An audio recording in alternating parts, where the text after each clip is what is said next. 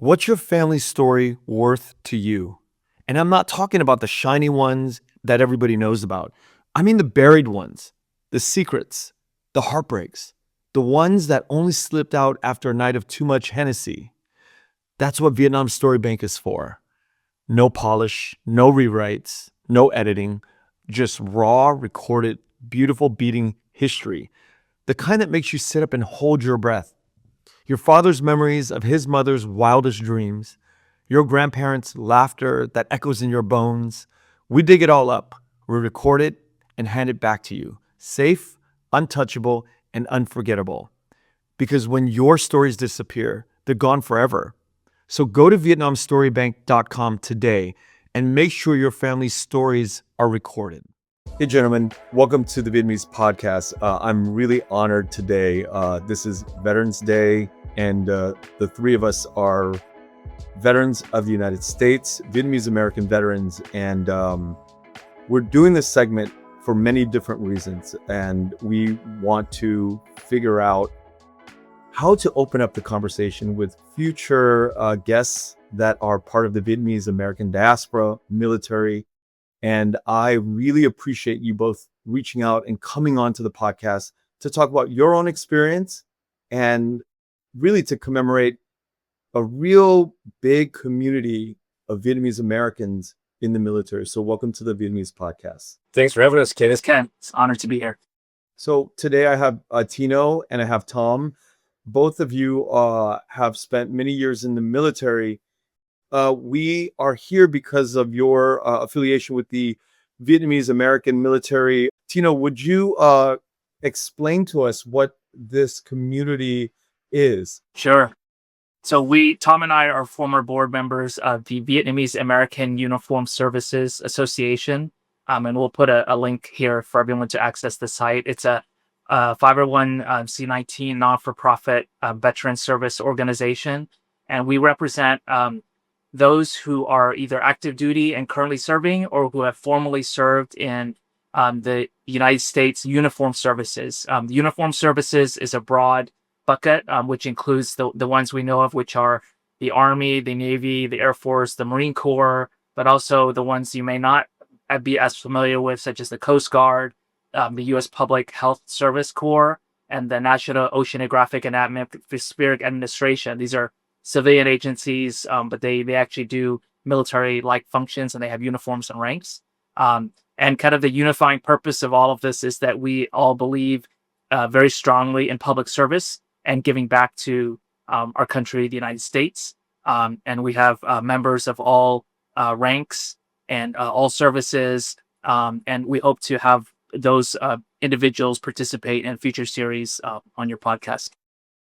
It's fascinating because when you exist in the world as a human being and you're part of you're into rock music or you're into fashion, you would never imagine as a Vietnamese American that there is this organization out there that is focused on Vietnamese American veterans. And it's mind blowing to me that this exists. How did it come about? Yeah. So, believe it or not, there have been Vietnamese Americans who have served in the United States Armed Forces as early as the mid 1980s. People that that they're refugees themselves that came in the late 70s and early 80s, and they were of military age, and they went back in and they served in the military, sometimes over the objections of their parents, right? Or it took a lot of personal courage because they knew what war was, they knew what military service entailed, and yet they still went and decided to serve in the military. And really, it's kind of the community serves kind of a threefold purpose. So one is, almost all of us are the descendants of our fathers, our uncles, our parents who are refugees from the former Republic of Vietnam. And we really kind of pay homage and respect their sacrifices and their courage during the Vietnam War. So we're very much grateful to them, and we want to honor them, especially because American history and world history often overlooks, what they went through, and focuses either on, the North Vietnamese side or on the American side, but they kind of disregard the ARVN. The second is that we really exist to help each other and foster professional success and professional development. And we help each other rise through the ranks. So, we have had several Vietnamese Americans, we'll talk about later, who are general officers, which is a very, very significant accomplishment. And also doing all kinds of, jobs throughout the military. And the third is promoting the future. So we want to encourage public service. We know in the military service and uniform services is not for everybody, but we think that, there may be a lot of misconceptions or a lack of understanding of what military service entails within the Vietnamese American community and within the American society, right? And we want to dispel those myths and really make it open to help people understand what are the benefits and the joys of military service entail. Who put the? I just want to also Go add, ahead, Tom. Kenneth, is that the VA USA is also open up to the families, and we're growing. It started off with a handful of veterans or service members, and now we have a few thousand as part of our organization. Who started the organization? Who put it together? Yeah, so it exists. There were predecessor organizations that existed. I would say in the kind of late '90s, and I'll throw out some names too. But I would say kind of the current incarnation really was an outgrowth. So Chris Phan is Commander Chris Phan, U.S. Navy retired, Judge Advocate General, Lieutenant Colonel retired G. Boy of Northern California. There may be some other names I'm forgetting, but essentially around 2009 or so, 2008, they got together and like, okay, let's kind of start a formal organization, because we had existed as informal networks. Like when you see somebody on a base and you see the Nguyen or Darden, name tape, oh, hey, and we would hang out together and go out wherever we were stationed together, whether that was downrange in Iraq or, in Korea or Japan or whatever, or Germany. But these gentlemen, they decided to kind of formally incorporate the organization, and do kind of more formal activities and programs. So one of them was kind of professional mentorship. The other was at this time in the early the 2010s, you had Iraq and Afghanistan going on, and there were 12 Vietnamese American service members that lost their lives in these conflicts. And one in the early 90s in a Khobar Towers bombing in Saudi Arabia. So 12 Vietnamese Americans who have given the ultimate sacrifice in uniform, and we wanted to honor their sacrifice and their legacy. So the organization established a scholarship in their name to Vietnamese American high school and college students to promote public service and kind of honor the sacrifices of those fallen heroes, as we call them, and also again to kind of pay respect and homage to our parents and the ARVN veterans as well. So we would show up to community events in uniform, that back and Jew, they love that, right? To see us in, U.S. military uniforms, kind of remembering their service. And then it just kind of grew as an outgrowth from there. More activities, more presence in the community, more encouraging people to sign up for service. Tom, can you give me a brief history of how you joined, why you joined, and a little bit about your career? Sure. Start off, I grew up in Orange County, California. I immigrated to the United States as a 3-year-old in 1975. And, I grew up trying to assimilate into the, American lifestyle, and didn't know much about the military. My parents never talked about the military. They rarely talked about the Vietnam War. But as I grew up and read more about history, I guess it was my calling in high school to say, hey, I should serve as a way to give back. Traditional Vietnamese families were pushing their children, my brothers and sisters, to be doctors, engineers. And I said, Mom, I don't want to do that. I want to try something else. I want to go see the world. And so in high school, I applied to West Point, and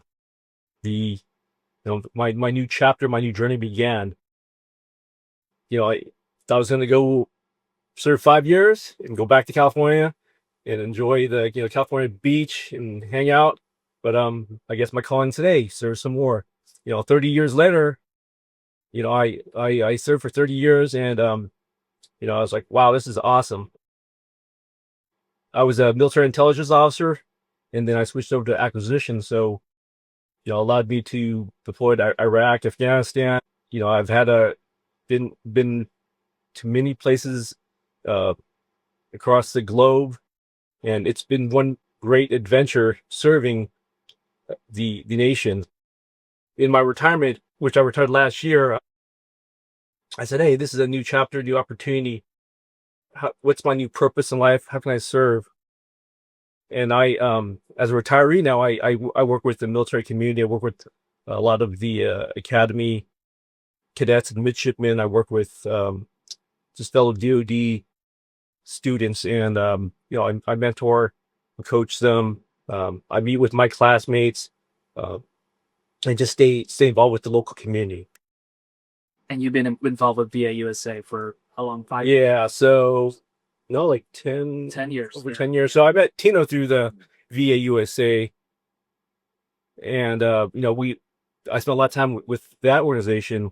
I'm no longer a board member, but I'm proud to be a member, and we want to pay back. We want to serve our community. Also, we have a great time learning about the Vietnamese culture. A lot of no. Can't do without that. Yeah. Tino, would you tell me about your history and why you joined and what you did in the military? Sure. So I'm originally from Houston, Texas, and I was born here in the U.S. In 1976. And my father was a graduate of the VAUSA, which is like the South Vietnam's version of West Point. It was patterned after West Point.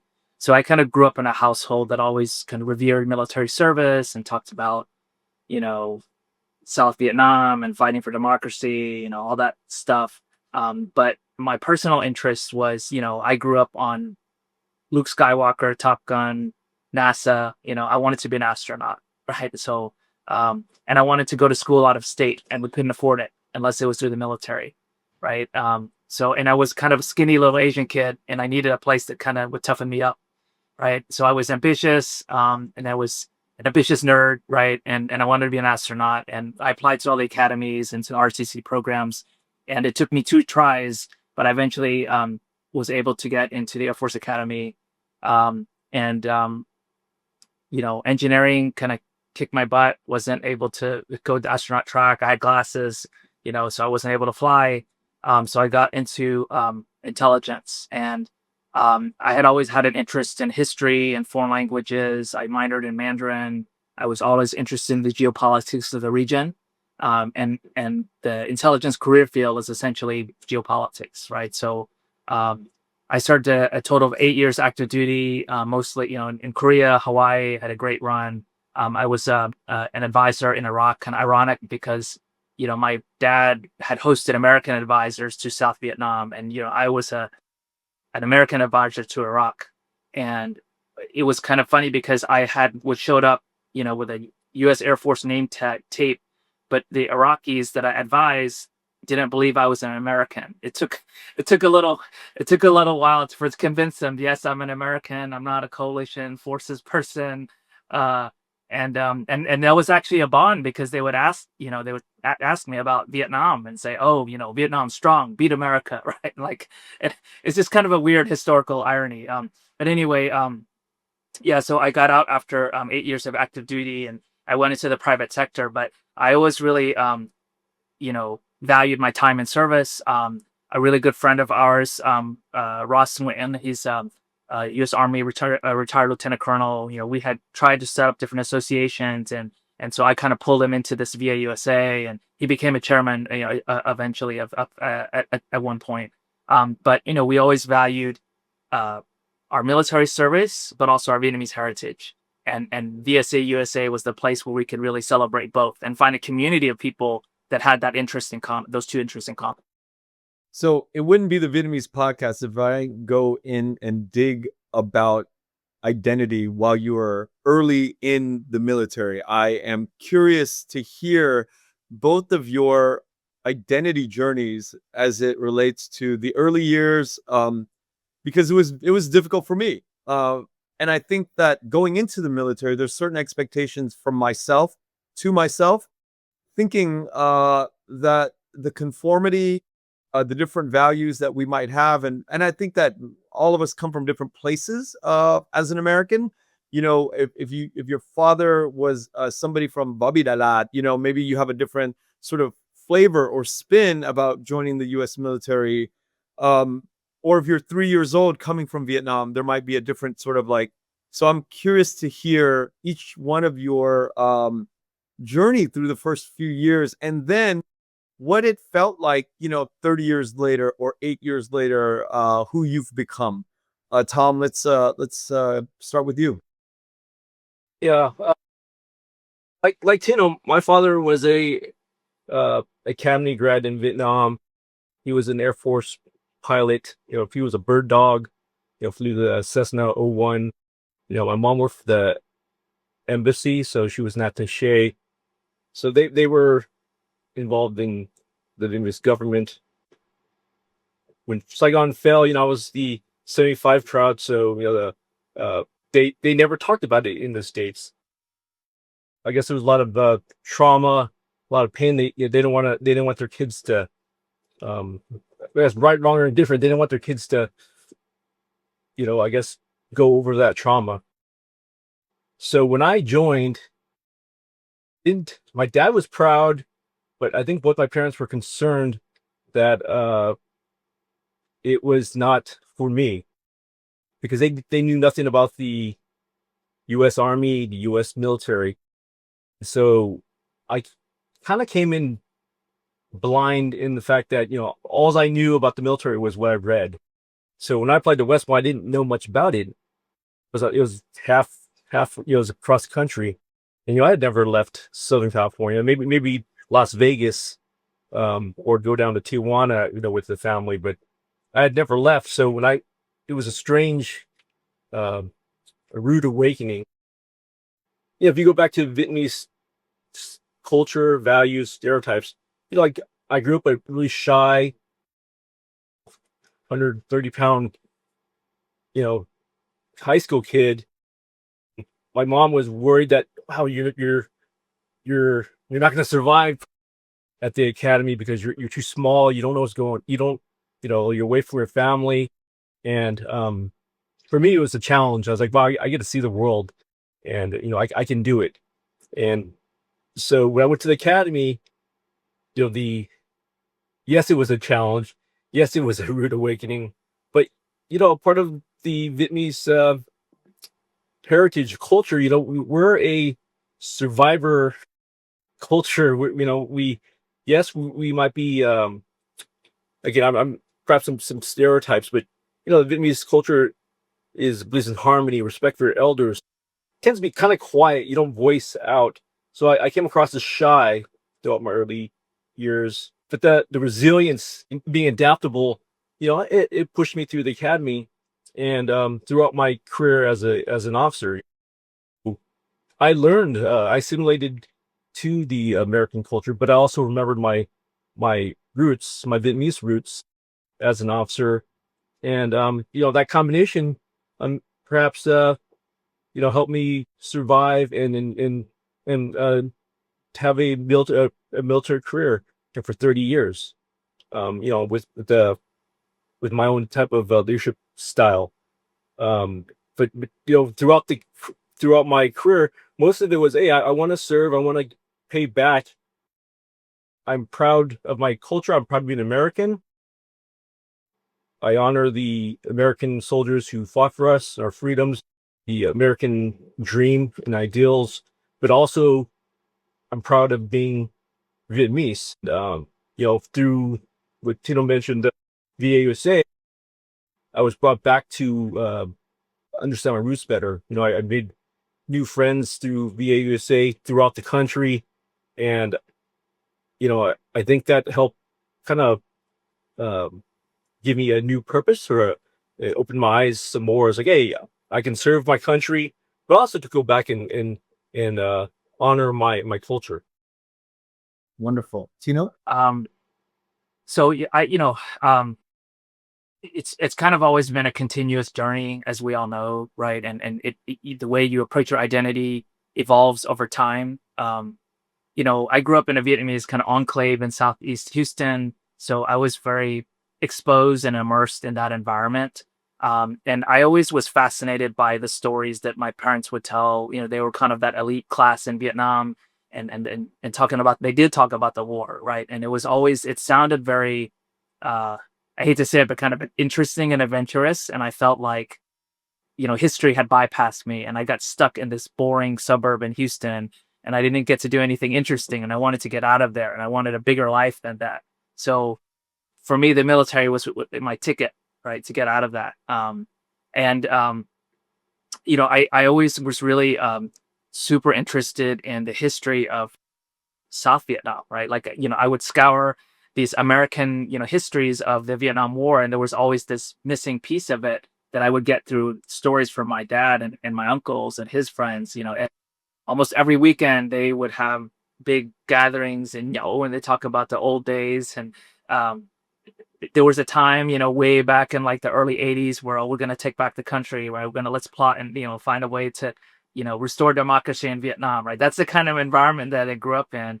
And so I was really obsessed with the history and the politics and the regional geopolitics. So when I got to the academy, I went away from engineering. That's the course of study that I pursued. I started to research military to military relations between the U.S. and the Vietnamese government, which was starting to evolve at the time in the late '90s. I really wanted to be the person that could be the bridge between the U.S. government and the Vietnamese government. It turned out other people kind of took on that mantle, much more talented than I. But that was kind of my interest in trying to merge my professional interest with my cultural background. Um, I helped to start an Asian student organization at the Air Force Academy. To kind of, a lot of it was just us going out and eating pho, right? But we wanted to find a way to not forget our cultural roots, but at the same time, we're American, right? So.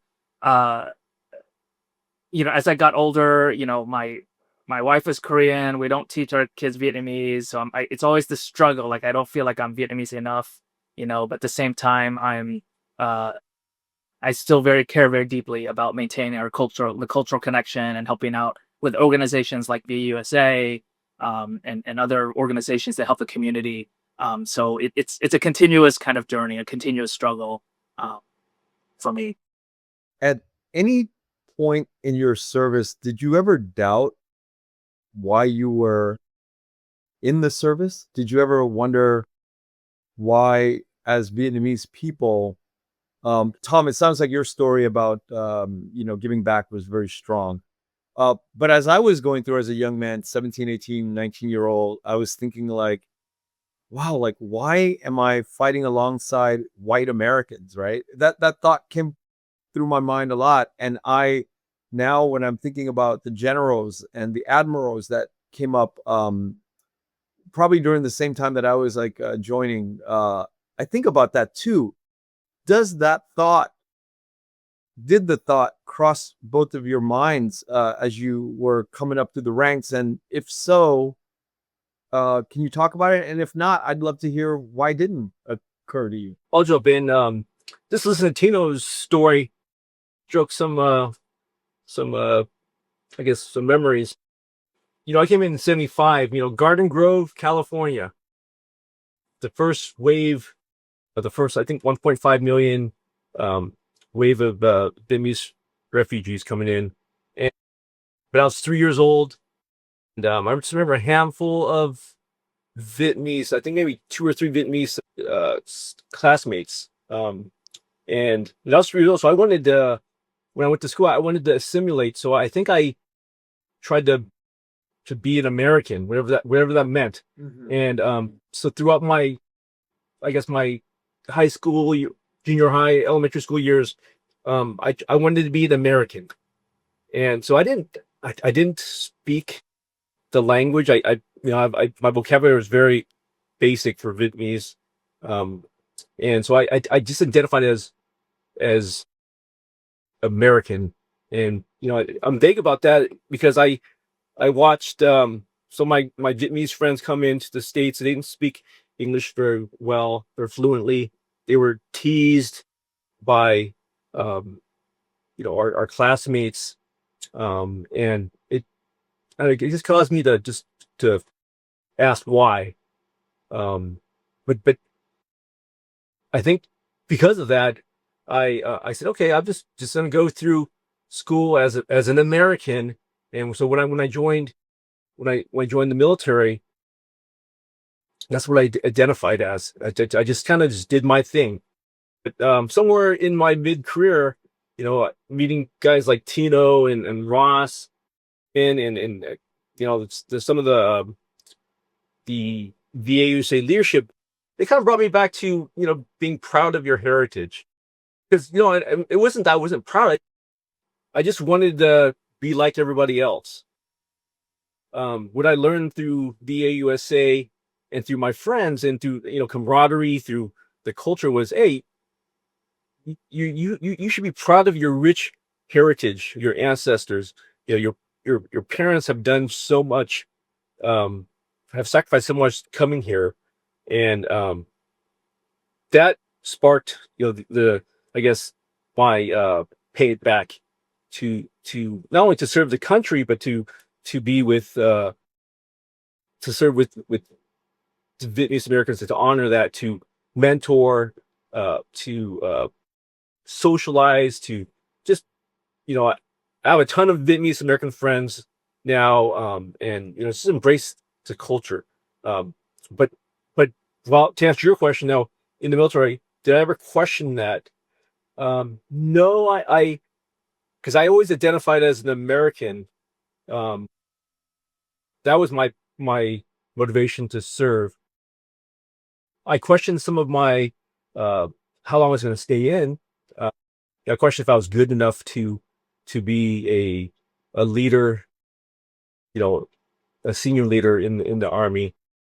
But I think just again, just the hard work, and just serving your country, let the promotions and everything speak for itself, and go along. If it didn't happen, I would say, okay, thank you, I served, and I would get out, but not knowing, 30 years later, I would still be in.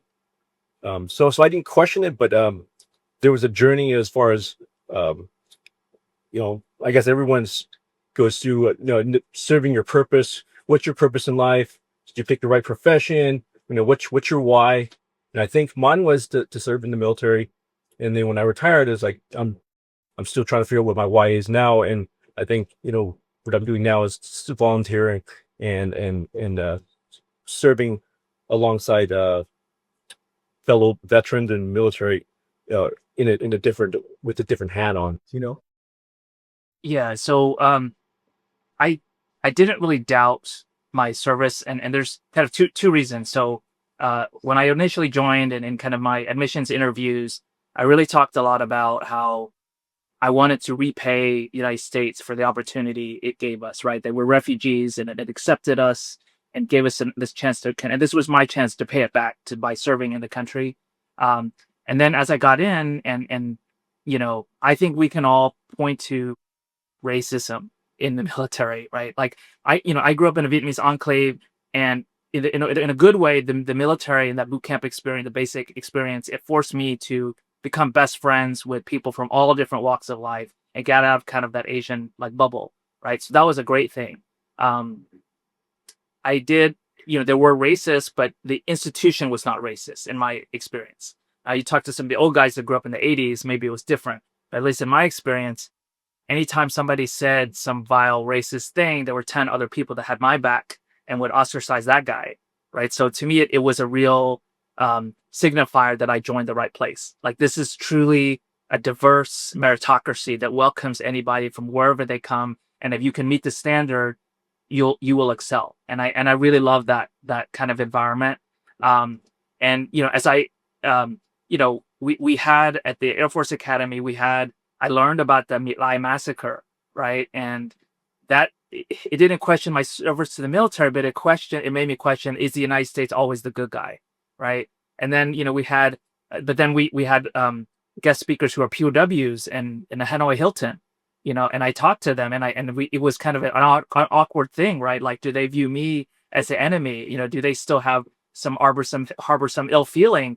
And I would talk to these gentlemen, these, POW camp survivors, and they were, they didn't have those ill feelings, right? So again, it bolstered my sense that America, maybe, we are the good guys, right? We make mistakes, but we always strive to do better.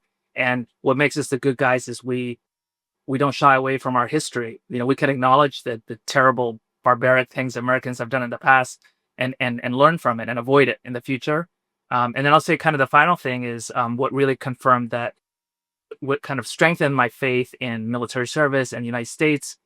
So I befriended some members of the Japanese-American 442nd Regimental Combat Team. So these were Japanese Americans whose parents were incarcerated during World War II, and yet they became the most decorated combat unit in the history of the United States military, right? And they, for me, showed that path, that it's not just, okay, thank you, America, for giving, we're the good immigrants, thank you for giving this chance. It's we are Americans. We earned it.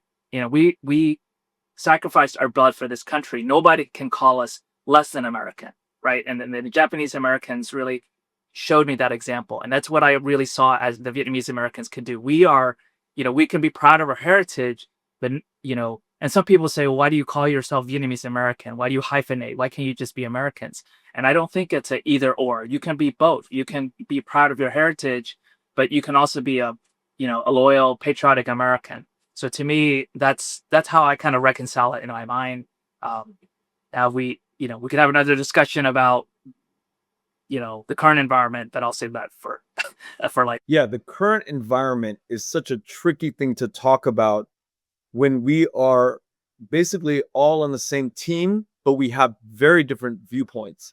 And like I always try to do on the Vietnamese podcast, is never to get into political camps, and debate that out. But at the same time, I like to talk about the differences that we all exist in. And I'm not here to get into policies or, what teams we're playing on. But I definitely recognize that within this room, Tino, Tom, Ken, the three of us we are playing on different teams, and we don't need to get into policies of it. But I also am very impressed that because we all play on different teams, that we're able to really get together and really appreciate each other's work.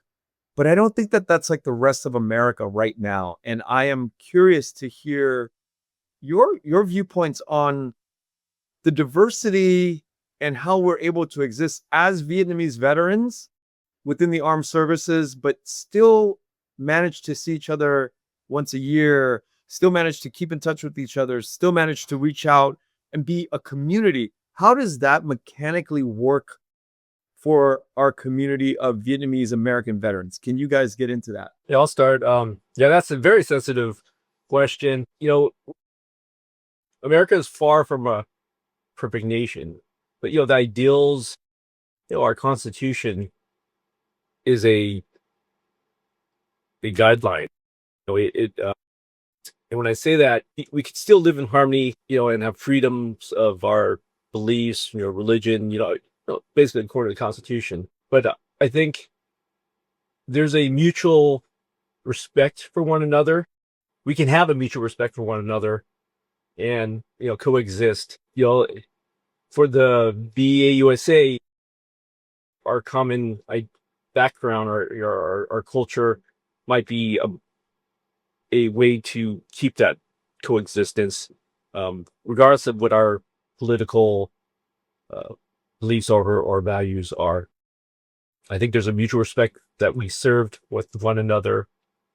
The military fellowship, brotherhood, sisterhood, keeps us intact. A lot of military, service members are apolitical in uniform. That's the reason why, so we can obey lawful orders. Yeah, that I think that's a difficult one, because there's a lot of service members, a lot of Vietnamese Americans are have strong beliefs, they want to voice that opinion, but then if you find yourself with a friend that is doesn't believe the same uh political, ideologies or values, how do you is that does that mean that person's not your friend? And I think for me it's just respect for respect for the person, regardless of their political ideologies. I love Not sure that if I answered answer, your Tom. question. Yeah, you did. You nailed it. And I really respect that. And, in the spirit of sort of, banding together to get these missions accomplished, that's a very, good answer because I wish in this climate, both the diaspora Vietnamese communities and Vietnam itself, I wish we could sort of regulate ourselves to kind of not get emotional and then sort of work through all of the issues that we have with the flags or, all of the identity things that are related to the loss that we experience with our parents' generation. But to kind of like put in a framework, I mean, it's, dealing with each other is very hard, especially when we have different political ideologies. But the ability to work through this is a beautiful thing that I hope that both the Vietnamese diaspora can see the outreach of the Vietnamese government and vice versa. I think a lot of Vietnamese people in the diaspora are reaching out to do a lot of work there. But I think it starts with this tiny conversation in this niche called the Vietnamese-American veterans world, and this is sort of like a projection out into the real big world of this. And Tino, I'd love to hear your thoughts. Yeah, I think so. I'm not going to sugarcoat or lie that in the United States, kind of the partisan rancor and division has kind of infected a lot of our relationships, whether that's even amongst our own family and friends, even amongst my classmates and people that I thought we shared common values with by through military service or through because we belonged to the same, Vietnamese organizations or because we're family members. And, to find out, well, maybe we don't have the same values. And that's really disappointing. But the way I kind of get through it is, I think about an organization like VAUSA, there are people that I disagree with politically, but if they need help, I will help. If they need help finding a job, if they need professional advice, um, I'm not gonna like give them a political litmus test. I will help them, right? And also, I think we're unified by, our common faith is public service, right? We all took an oath of office. We all believe in these universal virtues like, self-sacrifice and service and honesty and duty, right? Those are kind of common virtues that we can universally acknowledge. Um, and we can respect that. So though, there may be individuals with whom I don't have political agreement, it doesn't stop me from respecting them as a person, right? And looking for some kind of common ground. And I think that's the same. It could be we can extend that even to our own family and friends. I think can you mention the Vietnamese, between let's say our Cộng đồng, Cộng hòa, right, and the diaspora community and Vietnam, right now we're in the 50th anniversary of the end of the war, and you have a lot of Vietnamese, overseas Vietnamese. I'm interested as well, going doing business in Vietnam, and you know, from I'm sure anybody that's traveled there, you've once you meet the people there, this kind of ideological divide, it doesn't really exist. It's a made up thing. Like why I Yeah. hate somebody, you have no personal beef against them, right? There are bad people in a good system and there are good people in a bad system, right? And they're just humans. Once you talk to them, you get past all this. The ideology thing is this kind of fake division. So it's a kind of an ironic thing that ideological division that it caused Vietnamese people to kill each other, 50 years ago. The fear is that that's going to happen in the United States, and perhaps we can be that messenger. We lived through it. Our families lived through it. Hey, at the end of the day, it's not worth hating each other, right? We have a lot more in common than we have, um, you know, differences, and there's still a path towards avoiding, all of that conflict. With audiences that are, in their 20s and 30s that are listening right now, what kind of words would you say to them as they're dealing with their parents and their grandparents' ideological differences? whether it's within the current U.S. government administration, or whether it's a conversation that they're saying, "Hey, mom and dad, I want to go back to Vietnam and I want to do business," and then the mom and dad are like, "No, you can't do it because of yada yada yada." What is your words of sort of advice to young people today who want to cross the divide, both ideologically here in America, and want to cross the ideological divide in our relations with Vietnam's people? Tino, like you, I'm a lifelong learner, right? You always have to open your ears and and listen. And you mentioned, 50, it's been 50 years since the first wave of immigrants came, 1975. So when I retired, it was like 50 years. I went back to Vietnam, and you had described what I had, those mixed emotions I had. I was like, well, I'm not going back there. It's a communist country. But also was curious. I was like, 50 years, it's 50 years later. You know, I want to see where I was born. I want to see and talk to the people. And what I learned was, they're, just regardless of the, I guess, your type of government, they're people. And that was, and the Vietnamese are my culture. So my curiosity, uh my quest, or my thirst to find out about my past, my culture, brought me back to Vietnam. So what would I would tell the youth? Well, know your history, understand what your parents or your ancestors went through, but also, you know, um, keep an open ear. Um, we're all human beings. We all strive for uh, growth, to survive, and just love life, love your brothers and sisters, regardless if it's your blood, your your fellow countrymen, also the global society. And if you have that in mind, I think it keeps you with open ears.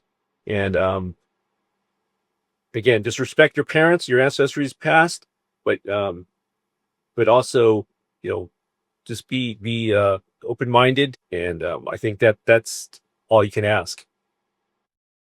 I'll jump in here. I love your question, Ken.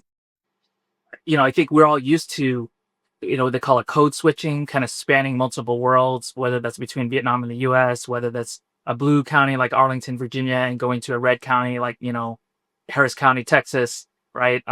Or even between United States and Vietnam. I would say for those looking to uh, expand their horizons, I would say number one, don't allow yourself to be manipulated by the uninformed opinion of others, right? So as a person who's very attuned to uh, information and influence operations and the social media algorithms, right? They're all designed to provoke outrage, right? And rather than foster understanding. So don't view the world through the filter of Facebook and YouTube, right? Like you gotta like understand and have a more sophisticated understanding of how the world works. Number one, but then number two, go out and see it for yourself, right? Anybody that preaches this fear or hate, it's because it's always driven by ignorance. They haven't actually been there, right? So if you are uh you know a MAGA person and this crime ridden San Francisco hellhole, okay, why don't you go there and talk to the people that live there, right? Or vice versa, well, this is a Dallas is this uh it's like Gilead, right? It's like no freedom, hellhole that where it's persecuting minorities. Well, go there and actually talk to people, and you'll find Dallas is super diverse, right? So I think just physically being there and talking to the people and having an open conversation and not trying to push your point of view or advocate for something you heard online, and just listen, like Tom said. And same thing with Vietnam. Like that you're exactly right, Ken. Like a lot of the older generation I will never go back to Vietnam. So long as they're ruled by communists, I will never go back. But then there's a lot of people, they go back and it's like, it really just opens your eyes. It's not like how they say it is. So just go there and talk to people. And if you decide at that time, okay, well, this is not for me. Okay, at least you did it. At least you extended the effort and actually saw with your own eyes and spoke to a person in person, not through, an algorithm or social media, chat thread, right? You actually talk to somebody. I think you'll have a much more informed understanding of viewpoints other than your own. Love both of your answers. It is so hopeful because we are the next generation of elders, and we probably have another 25, 30-year runway of contemplating these relationships that we have with our our motherland and our current country, which is the United States of America. And it's a kind of a beautiful place to be for us, the three of us. And it's also a remarkable responsibility that we have to kind of shape that narrative that we really want love and peace. And, ironically, we're former members of the military. The USA is a killing machine. And in some ways, we are the best at it. And I'm very proud to have served in the United States Marine Corps, but at the same time, the thoughts of the legacy of war lingers within my heart. And I'd love to hear your thoughts on if you guys were ever conflicted with the legacies of war within the history or reviewing the history. Because once I got out, I went to USC, studied anthropology, and my world the doors just blew open. And having to deal with the historical side of like what the United States military did in Vietnam and really trying to figure all of this complexity out is where I exist today. And I know sometimes it's a tough place to kind of like talk about these things, especially we want to honor all of the people like us that are going through the ranks now or living in the military right now. It's a very complex thing that I would love to hear your thoughts on, after you got out. Have you guys thought about the legacy of war from the United States and the Vietnamese perspective? Yeah, so I as a retiree, I struggle with the fact that I believe the strong defense. I served. I was an intel officer. I was an acquisition. I was into technology, building weapon systems. I strongly believe that a strong nation enforces the democracy. But then now as a retiree, how do I embrace my past, but also live as a veteran or a retiree. And it's kind of a right now while I volunteer, I try to live a simple, peaceful life. I want harmony, kind of like different from my military life. Yeah. But again, I go back to believing in a strong nation, a strong defense. And so so I struggle with that I guess ideal. But I think you can live both, and that's why I'm very close to the military community.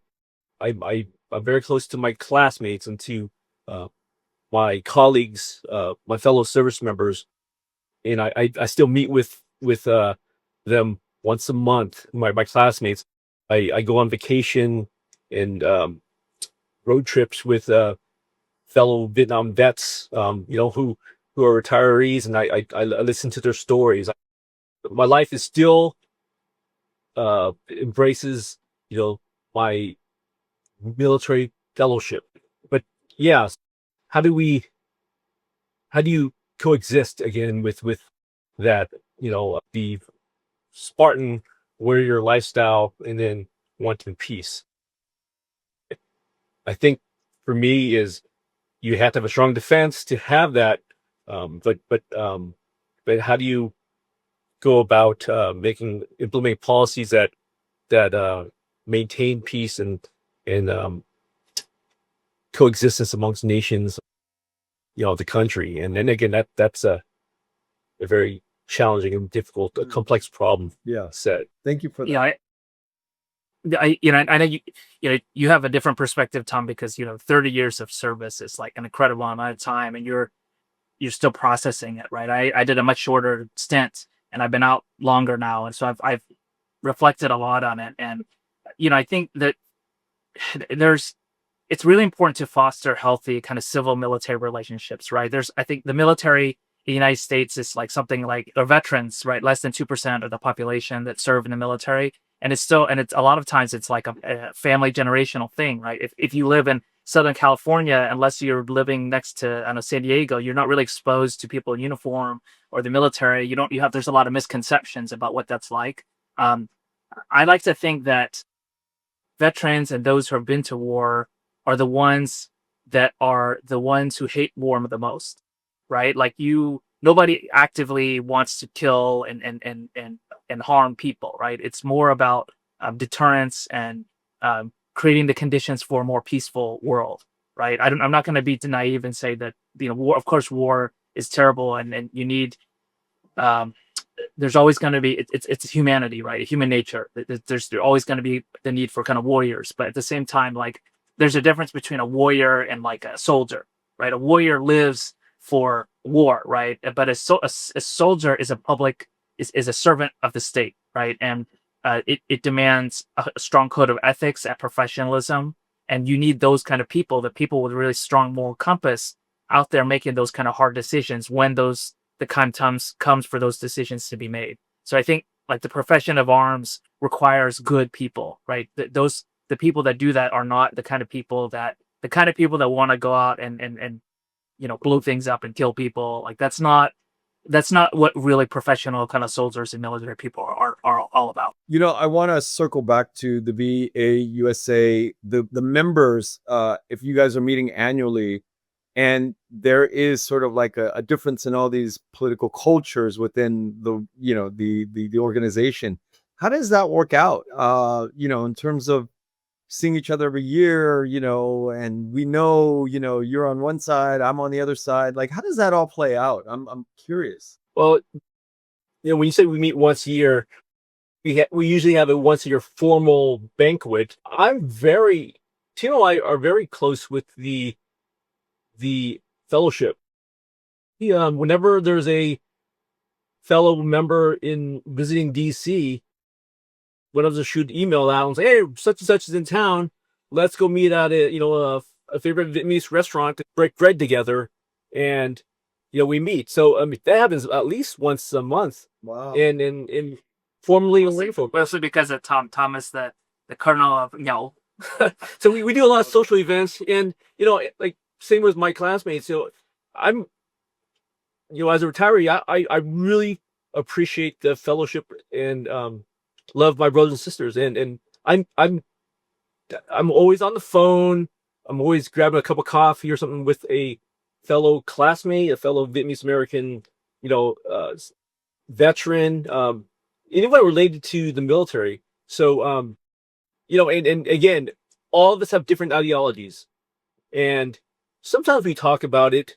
It gets heated sometimes, but there's a respect, a love and respect for one another, a fellow service member, and that keeps us, let's say, friends. But you're right. It sometimes can be challenging, especially if you have strong opinions and you go deep into those conversations. But the thing is, I think what keeps us together, with the VAUSA is a respect for the serving together, and then there's a respect for the culture. We're fellow Vietnamese Americans. We're a minority inside of a minority. Yeah, Right. Totally. and cafe sit down or a bowl of pho, you can embrace your heritage, your culture, and then also talk, if you want to, politics. I mean, even without the politics thing, it's actually even within this tiny minority inside a minority, there's a lot of diversity, right?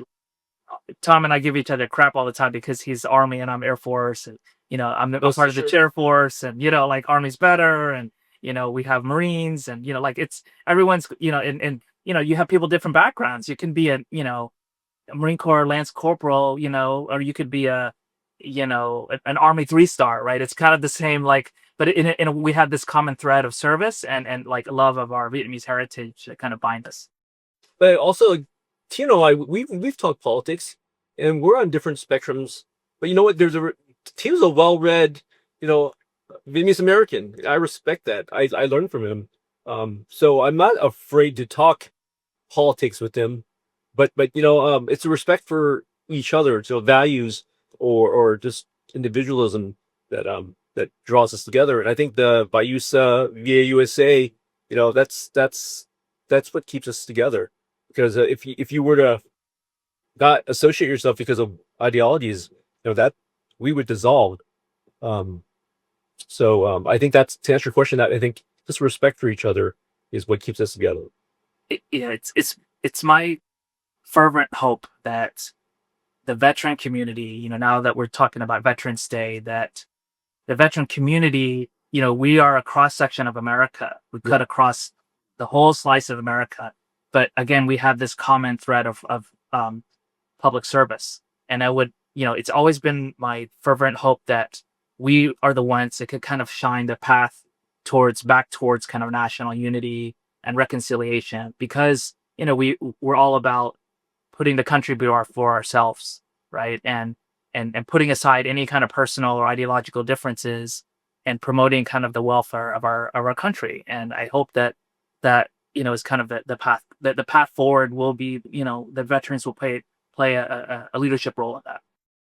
Yeah, and Tino had mentioned, earlier on about the VAUSA's mission statement about kind of honoring the past, knowing your history, knowing your culture and your heritage, kind of living with the present service members. And then what really inspires me a lot is promoting the future for our tomorrow's youth, our future leaders, and you know offering our assistance, our support, our mentorship to the youth to to help them shape their growth and development. I strongly believe that that we you have to do that and to pay it forward. So I spend a lot of my time with the youth, and I think the if BAUSA follows those three ideals, it makes us like many organizations, gives me my purpose, gives BAUSA its purpose, and so I really am proud of that uh, mission statement. I was gonna bring this up, but you brought it up first, Tom. I think that all these sectors that we have in the Vietnamese community, like the film and entertainment group, the politics group, the academics, the intellectuals, there's writers, there's all these different subcategories of Vietnamese people doing like really amazing things in America. We don't know enough about the Vietnamese American veterans groups or the active duty Vietnamese Americans. How do we promote more of that? Because when there is a group or a body of Vietnamese Americans doing their thing in film or the military, the more exposure we get, the more voice and more vocal we get, and the more, I hate to use this word, but the more power comes from community. How do we get more vocal about the activities of what Vietnamese Americans are doing in the military? Because I feel like, although I came from that world, but I don't even know what you guys do. I didn't even know that this like mountain of activity exists. And I'm so happy that I get to be in this seat to witness like the cracking open of it for me. But I wonder what more can we all do to expose like the amazing world of Vietnamese Americans in the military world. Yeah, we could always do more, right? So with BUSA, we host that annual um, banquet, and some of the members through social media will advertise We have some members in Southern California that go on TV, the Vietnamese channels. I've written a couple articles about Vietnamese American military life. The it's just spreading the word. I talked to a lot of the parents of young Vietnamese Americans who are interested or who are in the military, and let them know that you can do great things. There's so many opportunities in the military for advancement, whether it be making a military career or starting out in the military, then going into the civilian world and doing stuff. The military offers up many opportunities for you, and I mean, again, stereotypes, but a lot of Vietnamese Americans they want their kids to be doctors, lawyers, and the military vocation is not even on the list. And it's associated. Hey, it's not associated with education, but you can go to ROTC, to the academies, and get a top-notch education. And I when I talk to the students and mentor them, I talk to their parents too and say, hey, this stereotype, this this belief you have about the military is, there's so much you can do, so many opportunities you can have in the military. So for me, it's by word of mouth, and I touch the small crowds. But you're right. If we spread the word more, social media, I'm not sure, articles, perhaps that will educate and open, advertise that there is a successful, a proud Vietnamese American military community. I think you touched on something, Ken. It's there's a lot of kind of cross-cutting, you know, um, overlapping circles, right? Like when, yes, there is a Vietnamese American, military community, but then there are that overlaps with other things. Like you told us, Ken, about there are people in the entertainment industry that were Vietnamese American veterans, which I didn't even know, right? We have Vietnamese American veterans who are successful entrepreneurs, like Quang Pham. He's a CEO of a publicly traded company. Very very wealthy guy, right? There's Vietnamese Americans that are in all these different industries that were also veterans, right? So I think that encouraging more of this kind of cross talk so that we're just not all self-contained Yeah.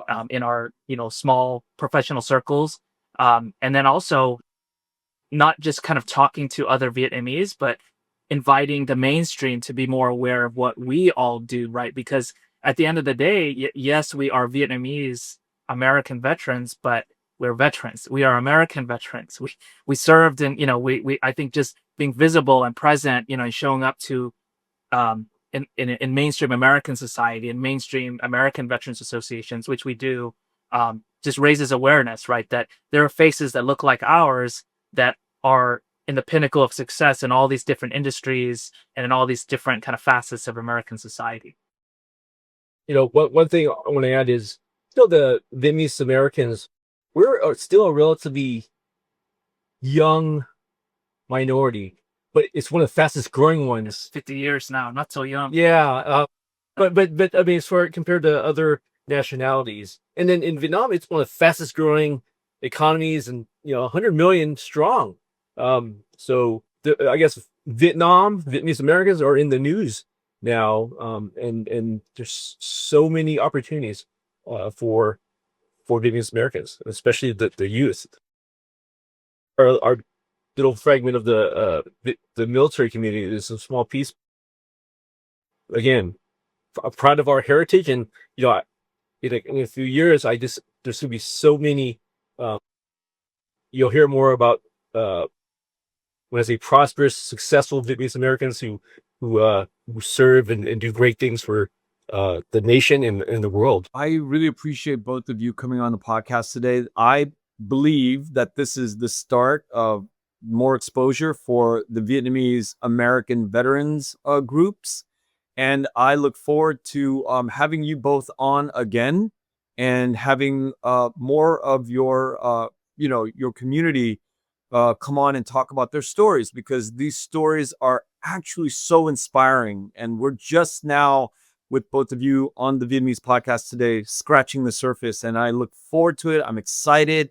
And I'm very grateful to be in this room with the two of you. And thank you both for your service to the United States. And yours as well, Ken. Thanks, Kenneth. Thank you, gentlemen. Thank you for listening to The Vietnamese with Kenneth Nguyen. Special thanks to Brittany Tran, to Jane Nguyen, Catherine Nguyen, Tina Pham, Sydney Jamie, and Christo Trin. Please find us on Instagram, Facebook, and TikTok at The Vietnamese Podcast.